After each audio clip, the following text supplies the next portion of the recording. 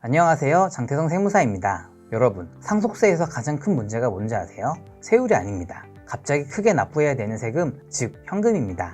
갑자기 가족이 돌아가셨는데 상속받을 재산은 대부분 부동산인데요. 그런데 상속세는 사망일로부터 딱 6개월 안에 현금으로 내야 합니다. 이때 뭐가 일어날까요?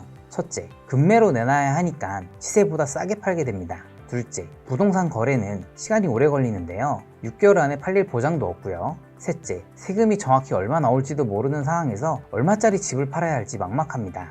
그런데 종신보험의 사망보험금은 어떤가요? 사망하자마자 바로 현금으로 들어옵니다. 이게 바로 종신보험이 상속세 대비해서 핵심적인 역할을 하는 이유입니다. 사망보험금이 가세되는지 안 되는지는 누가 보험료를 냈느냐가 결정합니다. 만약 돌아가신 분이 보험료를 내셨다면 보험금은 상속 재산에 포함되어서 상속세 대상이 됩니다. 그런데 만약 자녀가 보험료를 냈다면 이때는 상속세가 아니라 증여세 이슈가 생길 수 있습니다.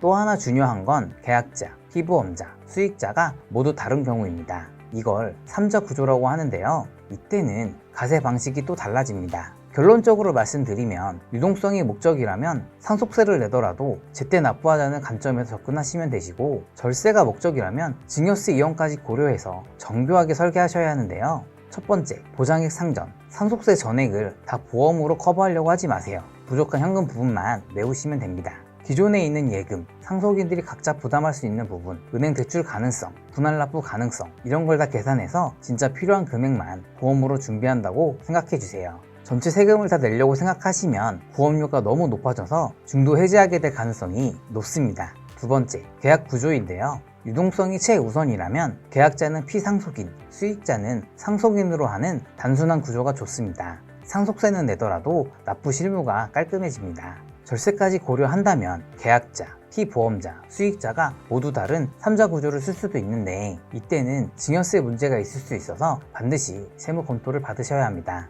수익자 지정할 때도 조심하셔야 합니다. 나중에 가족들끼리 싸우지 않게끔 명확하게 해두시고, 유언장이 있다면 그것과도 맞춰두세요. 세 번째, 상품 구조입니다. 무해지형이나 저해지형 상품은 보험료가 저렴하지만 중간에 해지하면 돌려받을 돈이 거의 없습니다.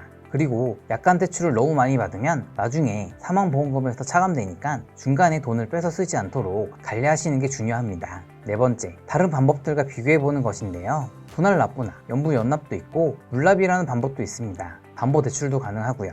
하지만 이런 방법들은 다 조건이나 절차가 까다로운데요. 종신보험은 비용이 들긴 하지만 확실한 현금을 보장해준다는 게 가장 큰 장점입니다. 정리하면 종신보험은 상속세를 제때 안전하게 낼 수 있는 도구입니다. 핵심은 필요한 금액을 정확히 계산하고 세무적으로 안전하고 단순한 구조로 중간에 돈을 빼먹지 않게 관리하는 겁니다. 여러분 상황에 맞게 점검해 보시고 복잡한 구조나 세무 문제가 궁금하시면 상단 링크로 연락주세요. 이상 장태성 세무사였습니다.